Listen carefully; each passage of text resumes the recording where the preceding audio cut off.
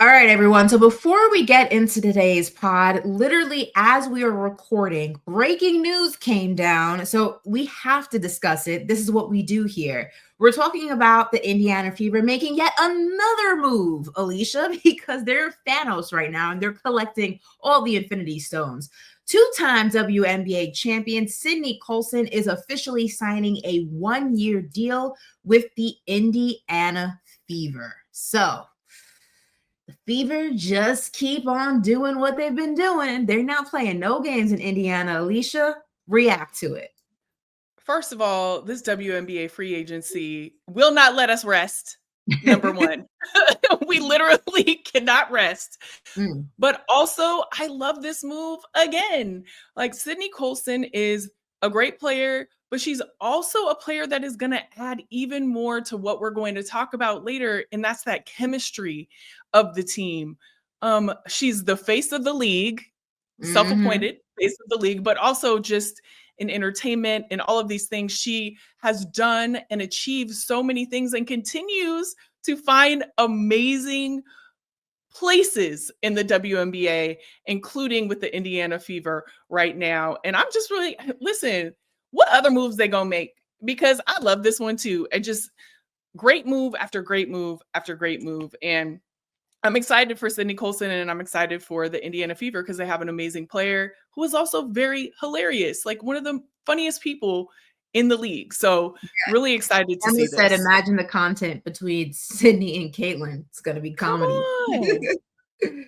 Content for days. I know the Indiana Fever front office is just celebrating because that is a part of it too, is content and having players that are going to be good at that. So come on, Sydney. Come on, Fever. Well, listen, we are going to discuss more about the Indiana Fever and all the craziest that is WNBA free agency, in this show. So buckle up. It is going to be a crazy ride. And listen, it's just getting started. So, man, stay tuned.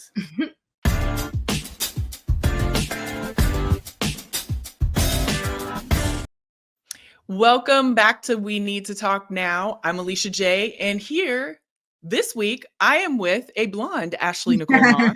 Come on, blonde. Yes, I'm channeling my inner Beyonce. I've always wanted to go really platinum-ish ash blonde. And for a while there, and you're a curly girl, so you'll know this, I was trying to do it the traditional way, which was dyeing my own hair, which absolutely fried my hair in my earlier 20s. And I was like, never going to do that again. And I never even got to the color I wanted to because there's just so much bleach and so drying on my hair. And then a good friend of mine, Lexi Brown, who plays for the Sparks, she was like, girl, try wigs. I never wore wigs in my life. I was never a wig girl. I used to dabble like at Halloween, but not like real wigs. And this is my first time playing around with one. So I'm going to see how it works for me. And then maybe next show I'll have, orange hair or green hair, or I don't know. I'm here for it, Ashley. I mean, you didn't know me then, but before, I started rocking my curls, I had a weave. Like I would sit down, take the weave out, put the weave in. I had wigs, and I still have some really good ones. Wait, you used to do it yourself? A little bit, but I also had a stylist that helped me. Yeah. Okay. Yeah. I used to, I don't know if you tried this because you said you just started to dabble, but I used to sew a wig down. You know what I'm saying? So this is sewed in. I have like the front glued down. I'm wearing a headband today because I had like a suit jacket on today. But yeah, so it's sewed in. The top is also glued as well, like the lace part. But my girl also sewed it for extra like tightness and to make sure it was secure. Yes. But yeah, I've never dabbled, but I was like, what took me so long? Because it can really change your whole style up. And my hair is very healthy and secure underneath here. So I'm so mad I'm late to the game, guys. My only thing is like, I don't know if like, obviously like working out and all that, so I don't know I'm kind of paranoid to like dabble into that. So yeah, I don't know. Well, I mean, all you got to do is try, Ashley. You know what I'm saying? Just try. But it's really good to change things. Yeah, we are going to find out. And it's really good to change things up. And there's been a lot of changes in the WNBA. So on today's show, we will be talking about the latest, with DeWanna Bonner, the latest big free agency moves by Indiana. I mean, there's so much to talk about in that respect. I'm still recovering from last week. Okay. I'm It was a sure. lot of moves. Yeah. Yeah. But before we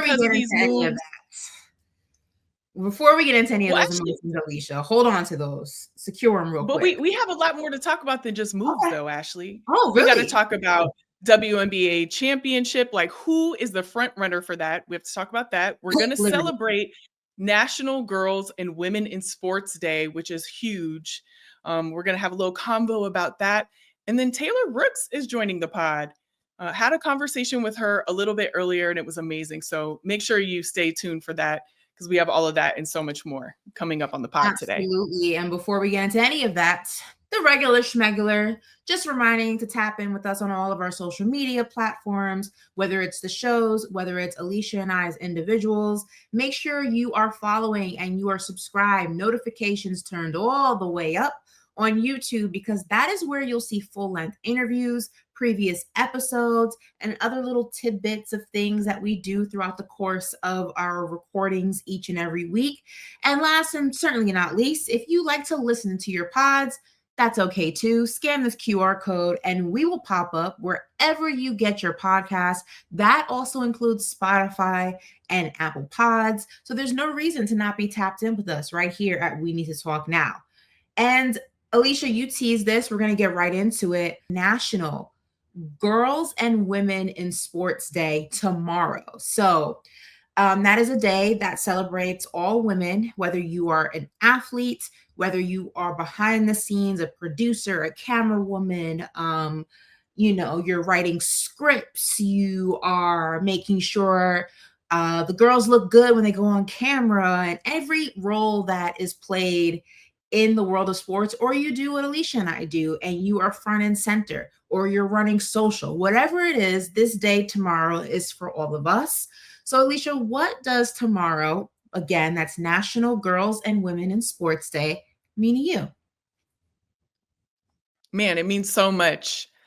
Sports really, it doesn't define who I am completely. I just want to make that clear. I think a lot of people think when you're in sports, like that's all you can do, or that's all what you are about. But it definitely has changed my life in a lot of ways, whether it's playing, because, I played basketball in college at University of the Pacific, to working in sports. I had a almost 13-year career with the Golden State Warriors, working behind the scenes in game operations. And then now what I'm doing with CBS Sports, working in social, and also, like you said, being front and center on this pod every week and in different ways. So, I mean, without it, I don't know what I would be doing. I know, and I'm just going to give myself a little pat on the back, I'd be successful because in order to, be in the, okay, pat, a little pat. That was my pat to you, but on my back. Go ahead. Listen, I'm patting you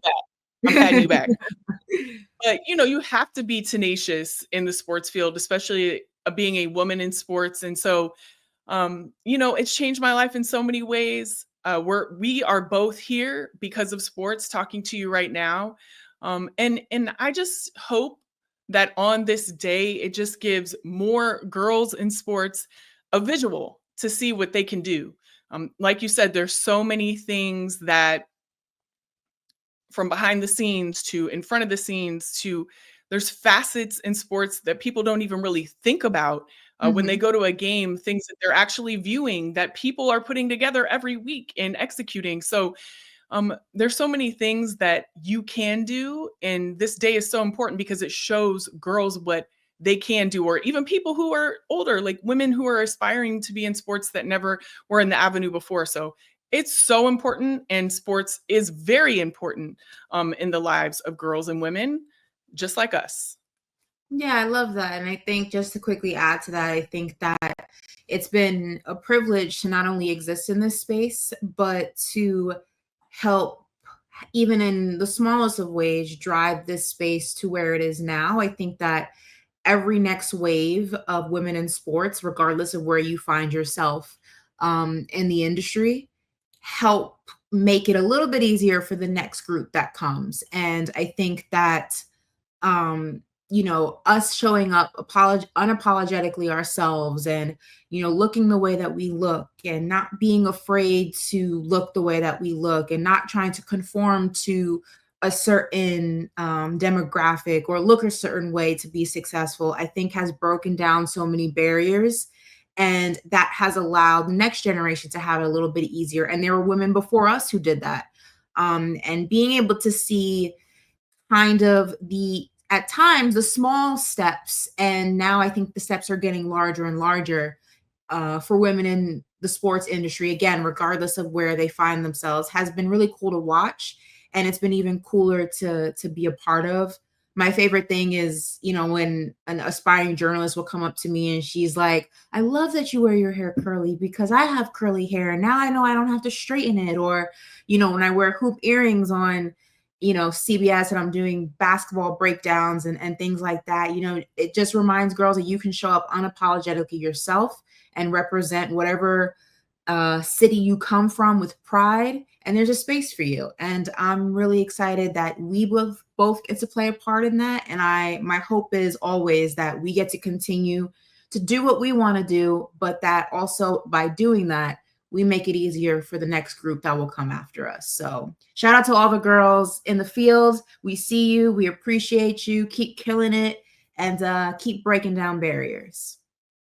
I know that's right. Couldn't have said it better myself. Keep breaking those barriers down. And Ashley, we're going to do what we do on this pod, and that is talk about women's sports. And we have a lot to discuss when it comes to WNBA free agency. Drink, my goodness. So obviously it was another big weekend in WNBA free agency. And, let's just go right into it. Kia Nurse signs a 1-year deal with the Chicago Sky. That was big. The Sky also acquired guard Rebecca Allen in a trade with Connecticut for Lindsay Allen, which is another, big movement that happened. The Sky will be talking about them and what they're doing. Michaela Onyenwude re-signed with the Sky as well. So some more Sky news there. Odyssey Sims signed a 1-year deal with the Los Angeles Sparks, which is another pickup for Los Angeles after they had that big trade with Kelsey Plum. DeWanna Bonner signed a 1-year deal with the Indiana Fever, which, come on.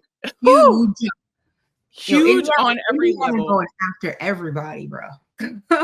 Listen, everybody by far. Well, we won't get into the winners yet, but they made some moves. Let me tell you.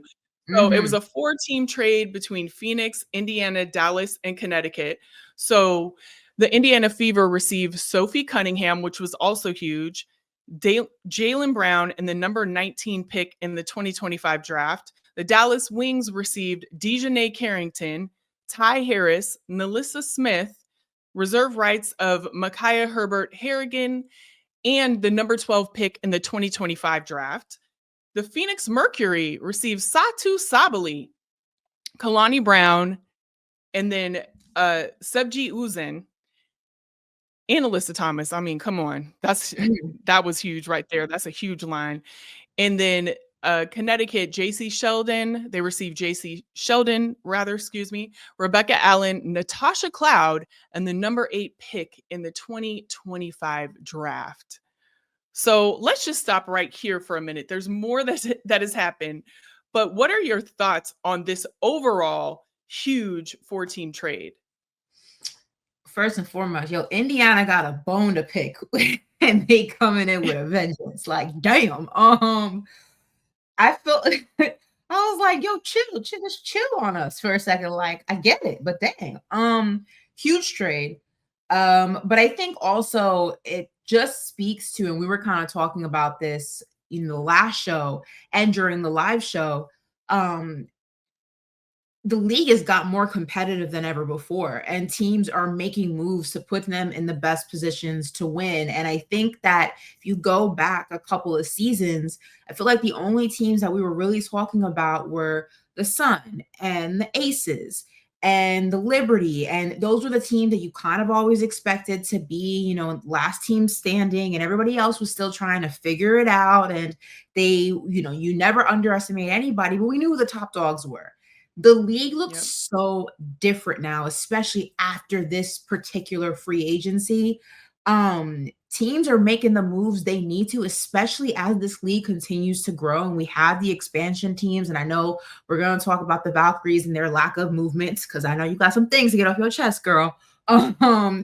But this just goes to show, like, if you try to compete, you got to make some moves. And these teams are not waiting to make those moves to make themselves competitors. Next season's going to be spicy. That's all I know. It's going to be spicy. And with that, I would say the overall winner is the WNBA and all of the fans, right? Because we have so much to watch, so much competitiveness. Like the league has just been enhanced tenfold in so many ways during this free agency period. But also, I think the players, the players are putting the league and the teams kind of on notice of, like, this is what is important to us.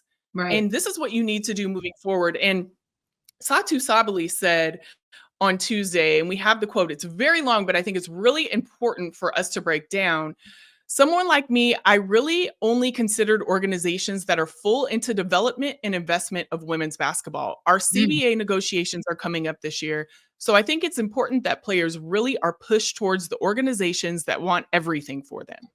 We put in so much, and organizations put in so much, that should be a match.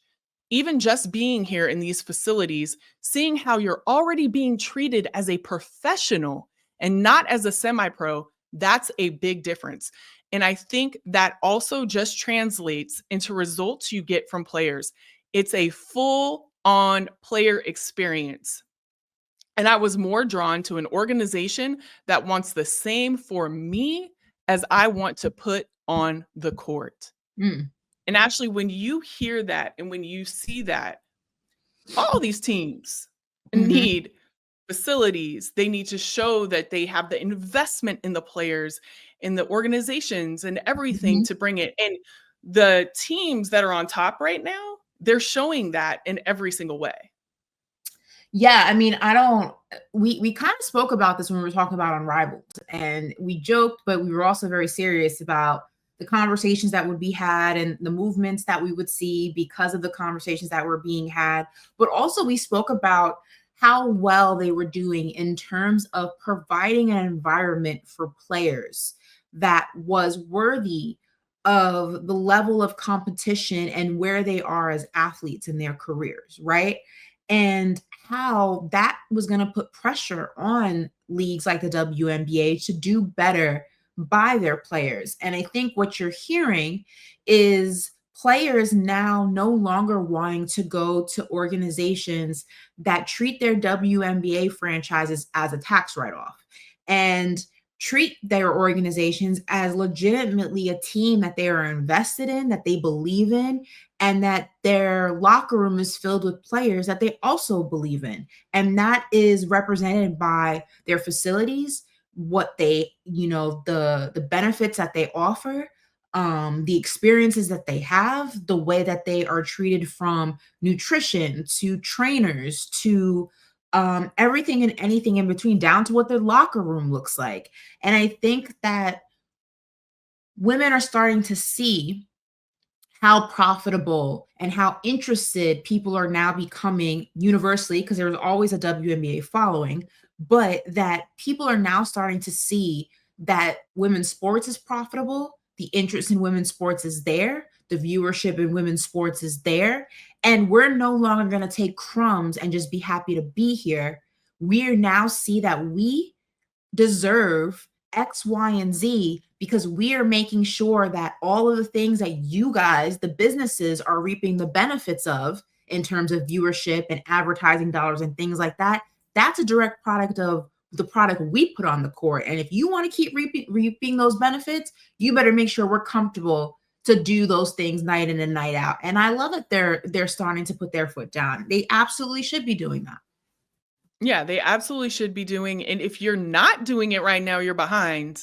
There's no ifs, ands, or buts about it, and that's reflected in the moves that the players are making now. So, hey, if you ain't about it, you better be about it. That's what I would, I know that's period.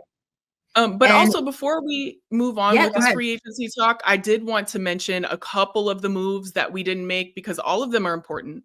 So Tina Charles signed a 1-year deal with Connecticut. Phoenix signed Sam Whitcomb.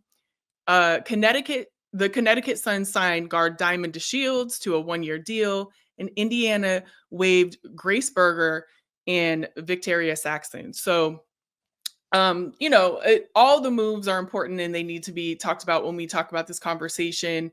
And I want to move this into just specifically talking about the Indiana Fever. Man, the moves that they have made, you have talked about it a little bit, but the moves that they had made, actually catch us up on that.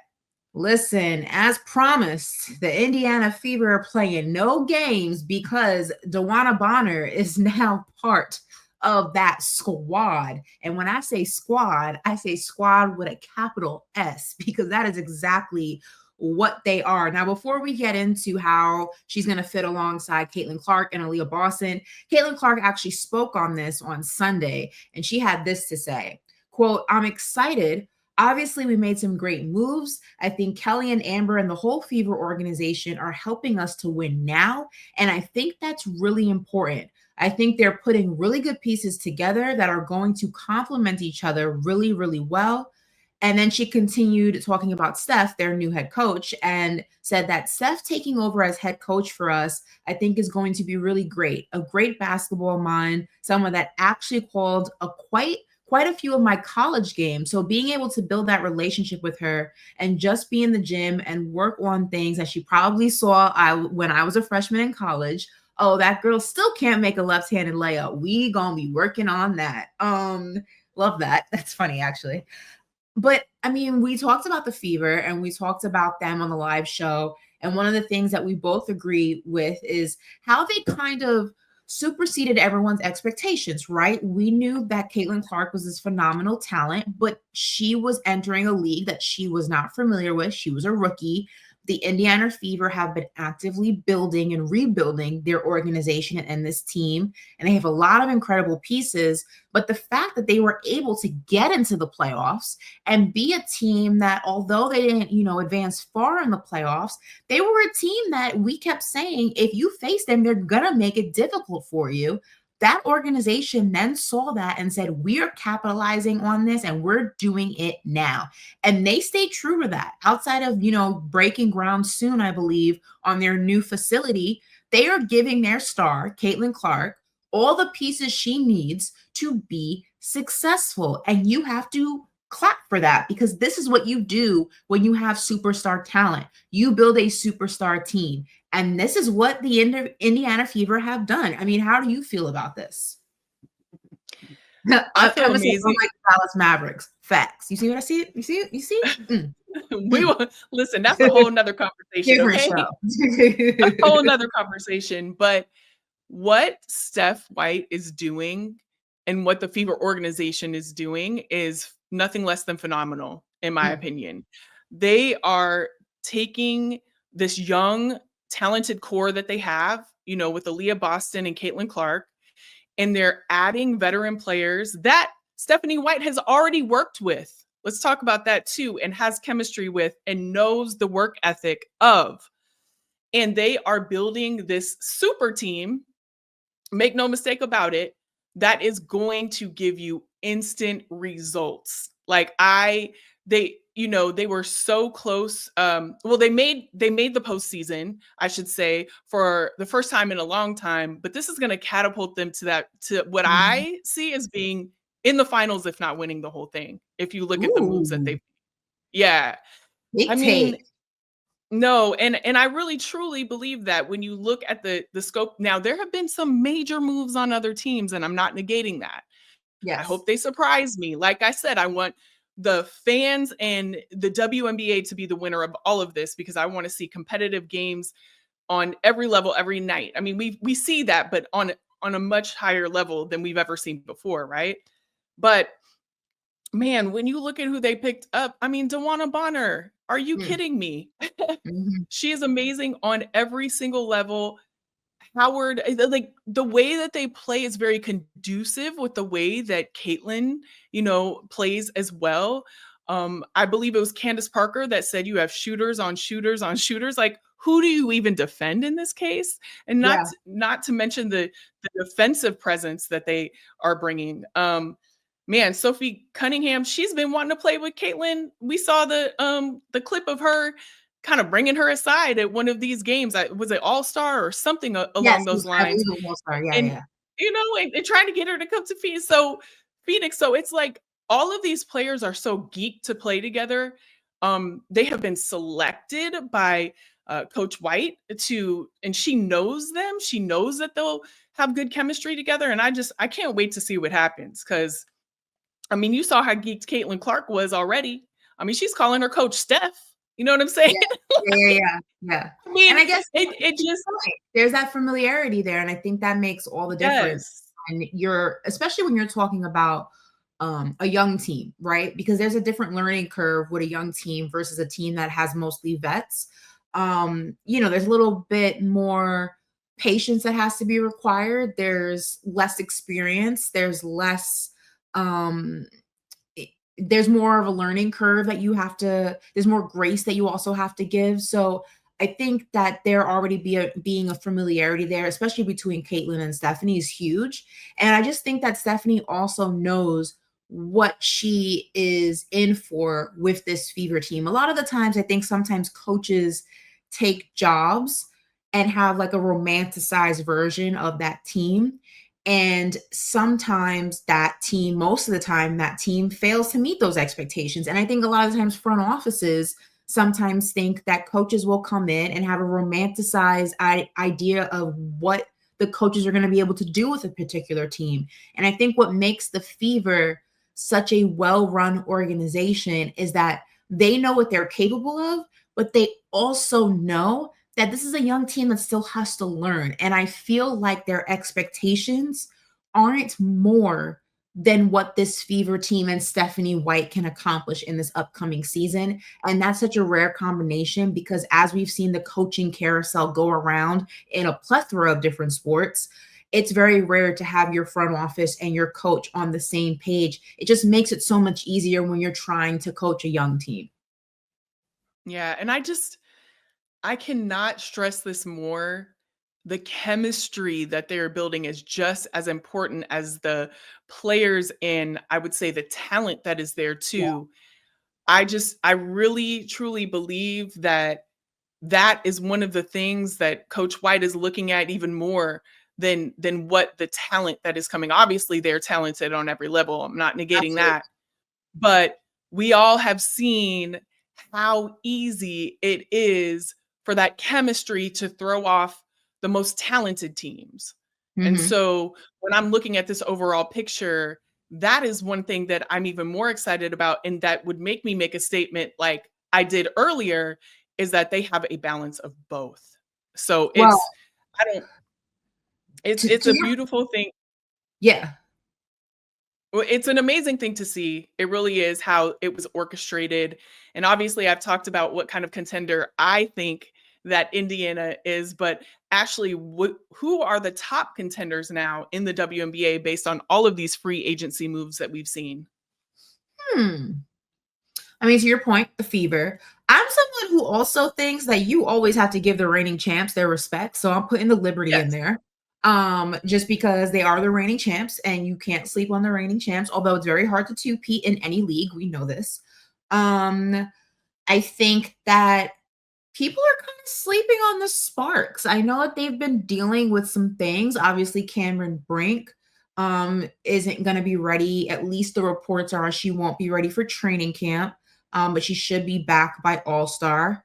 So we don't know if that ends up being true or not. Obviously, we've seen the videos of her like working out, and she's making great progress. I had a chance to interview her. She said rehab's going really well, so maybe we get her back before then. I think. But do you think that impact will be immediate with the Sparks? That's the thing. I don't think it will be an immediate impact. And I I don't think the Sparks will be a contender, but I do think they'll be drastically better than they were last season. And I think a lot of people are kind of sleeping on them right now just because of the Cameron Brink situation and other things and whatnot. Remember, Kelsey Plum is not part of that roster. I think that's going to give them some spark. No pun intended. And I think you still have to always put the Aces in the conversation. I'm actually interested as well about the Dallas Wings. I'm very curious about this team. Now, I don't know if I say contender, but I'm very interested in what this team kind of looks like. Remember, they got some things that they could be cooking up. They still, I believe, own their pick. So I don't know. I'm on the Sparks. The Wings. I'm interested to see what goes on there in Dallas. And then Phoenix. I think you still have to put Phoenix in there as well. Yeah. Now, another team that has made major moves that you haven't mentioned yet is the Atlanta Dream. What do you think about all of the moves that they've made? Listen, Atlanta too, Brittany Griner. They also got Brianna Jones, as we know. I think Atlanta quietly is building a squad as well. I don't know if I say like contender for me, there's only a handful of contenders. I don't know if I put the Dream as a contender, just like I don't put the Sparks as a contender. I don't put the Wings as a contender. But I do think that this Dream team, I don't know. I think they could be a deep playoff team. As crazy as that may seem to people, I think they can do it. I think that they can too. I'm really excited for the moves. I've always been a fan of the franchise of the Atlanta Dream, right? Mm-hmm. And I think they've just been like so close, or maybe like one or two moves away. And I feel like I love that they're making this splash that they're making with everybody that they're signing. They got a squad for sure. Mm-hmm. I just think for me, the thing that I want to watch is how they come together as a squad. Right. Like you have all these amazing players that are amazing in their own right, but like, how are they going to come together under a new coach? And, how is that going to look is the only thing that I'm looking at. Cause I'm like, yo, love the moves, love the, the players that you have on the team. But to me, not to kind of compare and contrast, but whereas we're talking about the Indiana Fever, I feel like every move was very strategic. And with the Dream, it was like, we have these amazing players we can get. We actually have BG. Like we have these players, and they're players that you can't say no to, right? So not to say that, there was no strategy involved, but I am just, when I look at the overall team, I'm like, okay, I hear how is this going to come together? Yeah. Before we move into your interview, I want to give you the floor about something. Because I know that you have a grievance to air with your hometown team about moves or lack thereof. So Alicia, the floor is yours, because I know you've been waiting to get this off your chest. So let's use this as a therapy session. What is it about the Valkyries and the lack of their movement that's really just pissing you off? Well, Ashley, we're definitely going to talk about this more in depth in our next show, because we're, today we're talking about the contenders and who we think really won this free agency, but we're going to talk about people who still need to do some work. And the Valkyries are definitely one of those teams. I mean, I was shocked. I couldn't have been any more wrong. I thought they were going to come swinging out the gate, getting Kelsey Plum and all of these things. And from what we hear, that is something that we're trying to do, obviously. And it just didn't come to fruition. But my whole thing is like, what's going on where nobody would want to come to a new and exciting team where they could potentially be a franchise player for this team for years to come? They have a lot of cap space. They got the money. So what was going on behind the scenes there? I don't know. I mean, I definitely want to vet this more out, but I'm just disappointed, to be honest with you, as somebody who was really excited about this free agency, all the players that they could get, and it just seemed like nothing came to fruition. Why? And that is the question we'll be talking about in the next show for sure. But yeah, Ashley, I just, my heart was hurting a little bit. Every time there was a bit of news, I was waiting for it to be a Valkyrie, Valkyries related news. And it wasn't. That was for the Beyonce. For real. Like, yes, I can't do it any justice, but yes. Well, like we mentioned, next week, Alicia will really dive deep and air her grievances about her hometown Valkyries and why they haven't been using all that money to make some moves. But before we get to that show, we got to finish this show. And right now, Alicia had a very lovely interview with Taylor Rooks. Tell us a little about what you guys talked about. Well, Taylor, right now, I mean, first of all, she is one of the people that I have looked to in this industry for a really long time. So I was looking forward to speaking with her. And right now, she's at the Super Bowl and she's participating in something that you might not think she would participate in. So I want you guys to listen to this amazing interview that I had with her, and we'll talk a little bit about it afterwards. But the amazing Taylor Rooks, y'all. We have a very special interview for you today. I'm here with the one and the only Taylor Rooks. Taylor, thank you so much for joining us. Thank you for having me. This is so exciting. I mean, I've already, fangirled over your hair. So very happy. Well, thank you. She's having a good day today. She's having a good day. So I appreciate it so much. And one thing I do appreciate is just you sitting down with us right now. I know you're in New Orleans and you're about to kick off Super Bowl week. What is the energy like? Because I know I wish I was there right now. I know. Okay, so I fly to New Orleans tonight, but I'm very, very excited to be there. I have a lot of friends that are there, and they're just like, this city is ready. I'm obviously excited to go for the football and the ping pong, but I'm also very excited to go for the food because that is like the thing that I think when I think about New Orleans. So dinner reservations are made. I know where I'm eating lunch. I know I'm getting treboiled oysters, all the things. And then I'll be able to watch some good football as well and go to some fun events. Listen, food and football, what could be better? I'm not mad at that, but you're also participating in this. I'm really excited to hear about because I played a little bit of table tennis in the day. I'm 6'6" and I have that reach. So I feel like I have a little advantage in the table tennis. Listen, I will fly out right now, Taylor, okay?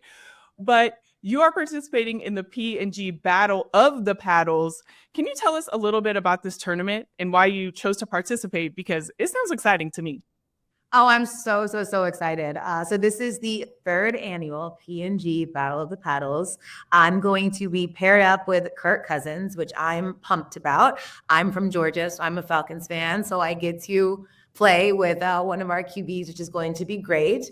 And it's, single elimination, best 2 out of 3, playing to 11, have to win by 2. I think it's going to get competitive. There's going to be some trash talking. I don't like to lose. Those guys that like to lose. But the thing about me is I think that I need to win in everything, even the stuff that I'm not good at. So I know that I'm not even going to be the best player, but I will expect to win. And it's going to be a really, really great time. I'm excited. Well, listen, we have to expect to win in everything we do. So I'm not mad at that. That's for sure. But when it comes to table tennis specifically, what kind of experience do you have in it? Like, have you played it before? Is this like one of the tournaments you've done? Like, what kind of experience do you have going into this? So this will for sure be my first tournament. I've played table tennis like at the bar with friends, or my friends that have one like at the house. So I did go this week for a refresher so that I was ready, primed for the competition. I'm curious. I'm like, how intense is everyone going to be? Are we going to be spiking it?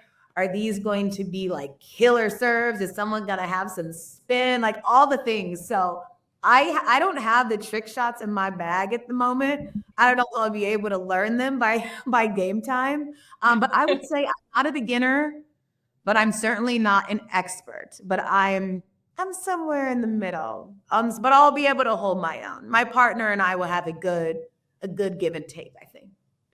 No, I already know that. You don't have to convince me of that. And the trash talking itself. No, I'm just kidding. Well, and the trash talking itself is like, listen, I'll participate just on that, just on GP. But not only are you there for the tournament, but you're there for Super Bowl, obviously. How many have you been to? How many have you covered as a journalist? I've done... It's a good question. I've never thought about this, but I've done 5 or 6 Super Bowl weeks. And I've gone to game, this will be my 4th time actually going to the game. So yeah, I've covered 5 or 6 for the weeks, but when I go to the game, I'm always going just as a fan to watch the game. I'm not going as a media member. But I've worked for 5 or 6 Super Bowl weeks. Yeah. Well, I mean, obviously you're preparing for Super Bowl. There's a lot that goes into that. But what is it like being a fan there and going to watch? Because I don't think, as people, women in media, we talk enough about that because usually we don't get to. So what is that like? It's so fun. I was actually just saying this. It's like, you wear your fan hat and you wear your broadcaster hat. And I love being, broadcaster. That's my joy in my life. It's the work that I feel like I was meant to be doing. But I think that you also, when you're doing that, you are such in a mode that you're not thinking about obviously cheering for a team or hoping that a team wins. You just want a good game. So I enjoy the moments where I get to put on a different hat and I can root for someone to win. I can cheer. I can do all these things that you don't get to do when you are in the booth or on the sidelines or in the interview chair. So I enjoy those moments. And this Super Bowl, I think that it's been a while that there's a team that I want to win. And this year, I'm really rooting for Saquon Barkley to win this. I think that he has just been the most amazing story throughout this season. You can't go wrong either way, right? I mean, if it's either the Chiefs get a three-peat, which I think would be amazing to see. I enjoy watching greatness. Or you see a story with the Eagles who battled back to the Super Bowl. Jalen is returning, and you see Saquon leave the Giants, go to the Eagles year 1, make it to the Super Bowl, and it's on his birthday. So I would love to see Saquon win it. I want to see the Eagles win this one. So that's who I'll be cheering for. All right. Well, I mean, Alicia, first of all, I love New Orleans, one of my favorite cities. If I wasn't doing Fashion Week this year, I would absolutely be in New Orleans just for the food because, I'm a Cowboys fan. If you all couldn't tell by the helmet behind me, obviously, I do care who wins the Super Bowl because I don't want it to be the Eagles just because they're our arch rival. So if they can't have one, if I can't have one, they can't have one. But I also don't know if I want the Chiefs, so it's kind of like I'm between a rock and a hard place. I was gonna say Ashley. But it's like, damn, I can't root for my rival. Like, I gotta go Chiefs, But I also am not like that emotionally invested this year, so I don't know. But regardless, I'm sure you're going for Philly, obviously, by the way you worded that. Yes, very much so. Yes. We actually talk about that in the rest of the interview that you can find on our YouTube channel. We had a full conversation about that. And then also we talked about women in sports and, her advice to girls and women in sports. So it was a great conversation. But yeah, I'm definitely going for the Eagles, for sure. For sure. Definitely a great conversation. You have to remember, I don't really have a dog in the fight. Yeah, me neither. So no, I'm saying your Yeah. interview is also a really good conversation ahead of, like we said, National Girl and Women in Sports Day, which is tomorrow. And speaking of women in sports, this next topic we're going to talk about is 2 women in sports who got some really big accolades or achievements over the weekend. Alicia, tell us about it. Yeah, well, on Sunday, 2 of the college GOATs, obviously, who are now in the WNBA, Caitlin Clark and A'ja Wilson, they had their jerseys retired. It was 2 really amazing moments. Iowa, hasn't beat an AP top 5 team in a while. They've been unranked actually since February 8th. And on the night of Caitlin Clark's jersey retirement, they actually upset USC, which was a huge upset on many levels. They were not and what I thought was really, Caitlin, girl. listen, not on the jersey night. It's like you can't. I mean, what you gonna do? You in Caitlin's house? You know what I'm saying? She get her jersey retired. At the coach, who said, "Yo, give me my jersey right now. I'm gonna hop in. I will give me my jersey right now." Right. So there was obviously, not to belittle what the team did or their, the talent that they had on the floor or what they did. But yeah, it was an amazing night. So you got a little bit of more fire underneath you. You know what I'm saying? But what I thought was really cool was that USC's coach, Lindsay Gottlieb, she actually had the team watch the jersey retirement. And she said, "I'm really impressed with the atmosphere here.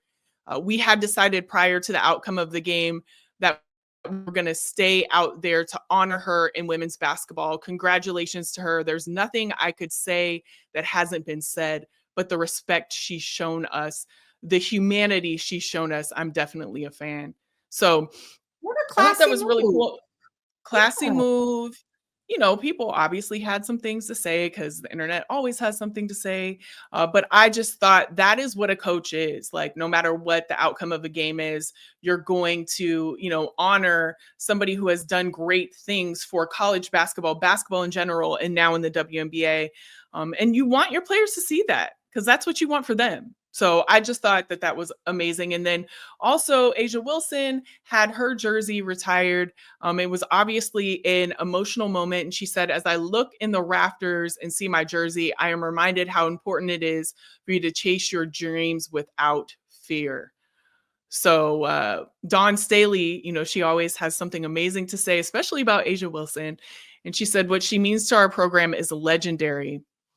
You think of legendary as what they do on the court, but the magic of A'ja is all of the other stuff. It's okay to come to the local college, university, and take on the pressure. It's a pressure thing because you are doing it in front of all of the people that you know.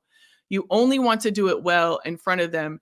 Because of A'ja, we continue to get the top talent in our fans. They create an experience that if you don't come here, you feel like you're missing out.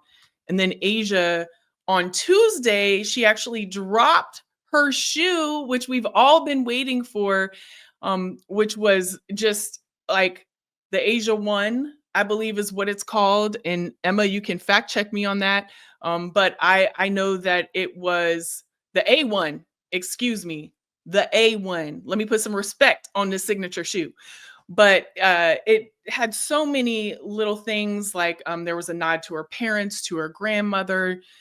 It was pink, which is her favorite color for many reasons. It was just it's a shoe that she definitely spent a lot of time on. There's a lot of what they call the Easter eggs in there. And then she also announced that she's dropping a collection. And one of the things, you know, we talked about being curly girls, Ashley. One of the things that I loved was there was like satin on the inside of the hoodie. And that's one thing that is just hard. You know, your hair gets dried out, it breaks off and that kind of thing. So you use the satin pillowcase, and a lot of things don't have that satin lining. And she said, hey, I'm a bonnet in the airport girly. So to eliminate that, we added the satin for all hair types to protect our crowns. And listen, Ashley, I'm not going to lie. Definitely worn my bonnet in the airport before. And hey, listen, I be on these red eye flights, Ashley. Okay. I'm not messing up my curls for anyone. So I definitely have had on my bonnet under the hoodie many a time. And this right here would eliminate that. So thank you for thinking of those things, A'ja, because your girl needs, like, send me one of those. So I'm not out here in the streets in the bonnet. You know? I know this is a conversation that divides the Black community often about the bonnet and should it be worn in public.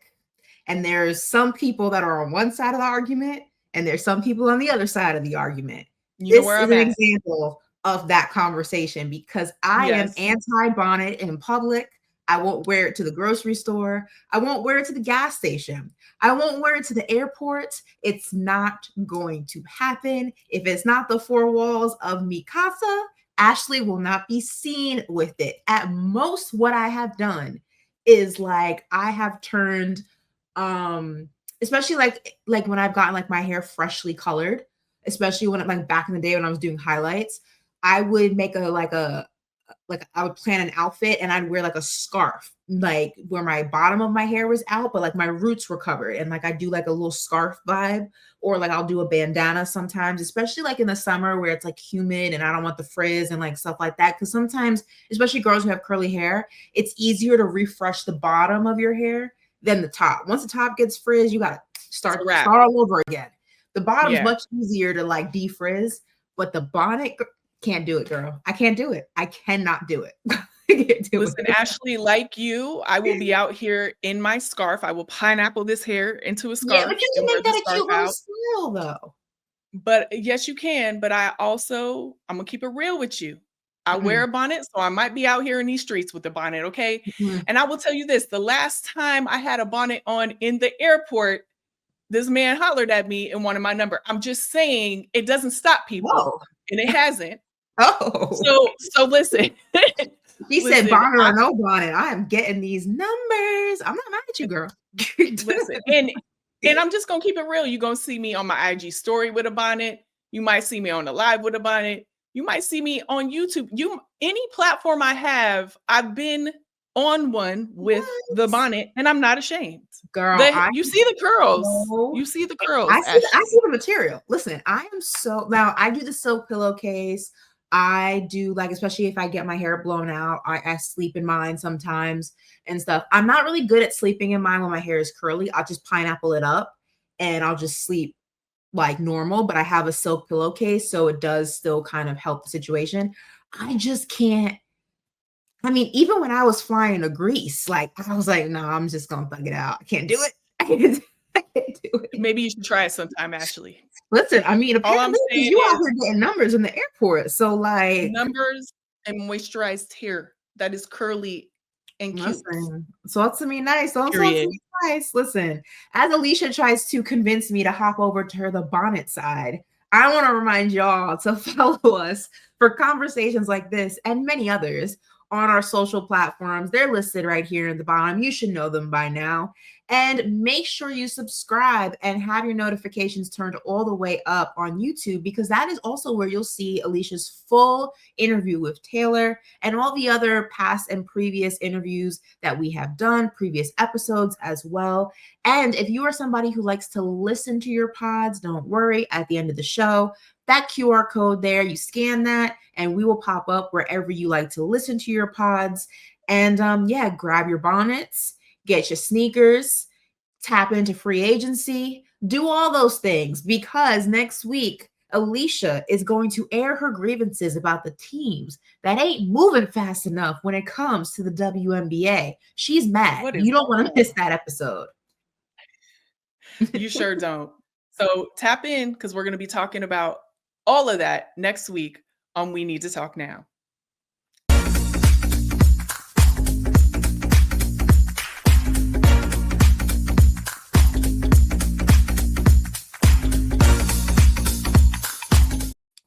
Yeah.